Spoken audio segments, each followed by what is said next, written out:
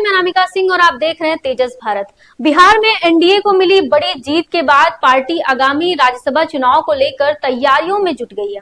ऐसे में इसे लेकर अब तरह तरह की चर्चाएं सुनने को मिल रही हैं। खबर है कि भोजपुरी फिल्मों के सुपरस्टार पवन सिंह की भी धमाकेदार लॉन्चिंग हो सकती है। खबरों के मुताबिक पार्टी उन्हें राज्यसभा भेज सकती है। बिहार विधानसभा चुनाव में पवन सिंह ने पार्टी और गठबंधन के लिए धुआंधार चुनाव प्रचार किया था। राजपूत वोटों को एकजुट रखने के लिए पीछे एक बड़ी वजह पवन सिंह का प्रचार भी माना जा रहा है। बताया जा रहा है कि इसका इनाम उन्हें मिल सकता है। पार्टी उन्हें राज्यसभा भेज सकती है। आपको बता दें कि एनडीए की हालिया चुनावी जीत में भोजपुरी के सुपरस्टार पवन सिंह का योगदान अहम माना जा रहा है। उन्होंने जमकर चुनाव प्रचार किया था। उनका चुनावी गाना काफी वायरल हुआ था। एनडीए को बिहार विधानसभा चुनाव में 202 सीटों के साथ शानदार जीत मिली थी। इस जीत में पवन सिंह की स्टार पावर भी खास रही थी। चुनाव प्रचार के दौरान उनके गाए गीत जोड़ी मोदिया नीतीश जी के हिट होवेला ने जबरदस्त माहौल बनाया था। चुनाव से पहले और बाद में यह गाना लगातार चर्चा में रहा। आपको बता दें कि इस गाने के बोल थे, जोड़ी मोदिया नीतीश जी के हिट हुई। इसने एनडीए के पक्ष में माहौल बनाने में महत्वपूर्ण भूमिका निभाई थी। उसके साथ बीजेपी ने कहा कि जोड़ी मोदी नीतीश जी के हिट हो गई, बिहार के विकास फिर रिपीट हो गई। गाने का मुख्य आकर्षण यह था कि इसमें प्रधानमंत्री नरेंद्र मोदी और मुख्यमंत्री नीतीश कुमार की जोड़ी को एक मंच पर दिखाया गया है, जो गठबंधन की एकता और ताकत को दर्शा रहा था। चुनावी माहौल में यह गाना एनडीए के समर्थकों के बीच एक बड़ा उत्साहवर्धक जीत बन गया था।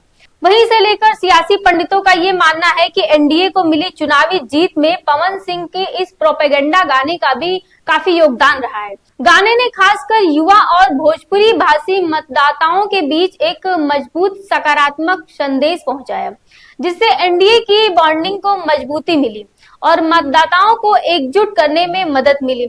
सिर्फ गाने तक ही नहीं, बिहार विधानसभा चुनाव को लेकर बीजेपी ने पवन सिंह को अपार स्टार प्रचारक बनाना था। उन्होंने अपनी लोकप्रियता का भरपूर इस्तेमाल करते हुए पूरे बिहार में कई जगहों पर जमकर रैलियां और रोड शो किया।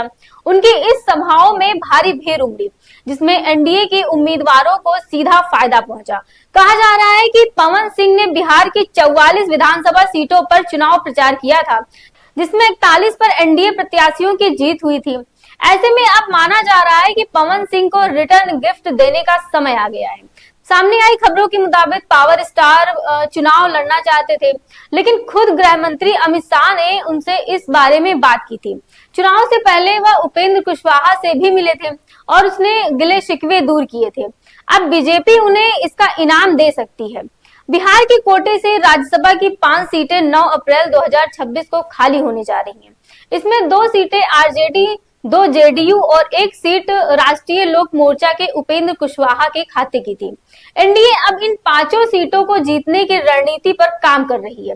संख्या बल को देखते हुए आसानी से ये 5 सीटें जीती भी जा सकती हैं। हम के मुखिया और केंद्रीय मंत्री जीतन राम मांझी भी बीजेपी को पुराना वादा याद दिला रहे हैं। एक सीट एलजेपी रामविलास को भी दिए जाने की अटकलें हैं। बिहार चुनाव नतीजे के बाद प्रदेश में संगठन स्तर पर भी कई बदलाव किए गए हैं। नितिन नवीन को कार्यकारी अध्यक्ष बनाकर बीजेपी ने स्पष्ट कर दिया है कि पार्टी अब पुराने नेताओं से आगे नई पीढ़ी से नेतृत्व तैयार करने की रणनीति पर चल रही है। माना जा रहा है कि इसके तहत लोकप्रिय स्टार और युवा पवन सिंह को राज्यसभा भेजा जा सकता है। खैर, अब क्या फैसला लेगी बीजेपी, ये तो आने वाला वक्त ही बताएगा। फिलहाल इस खबर में आपकी क्या राय है, हमें कमेंट बॉक्स में जरूर बताएं।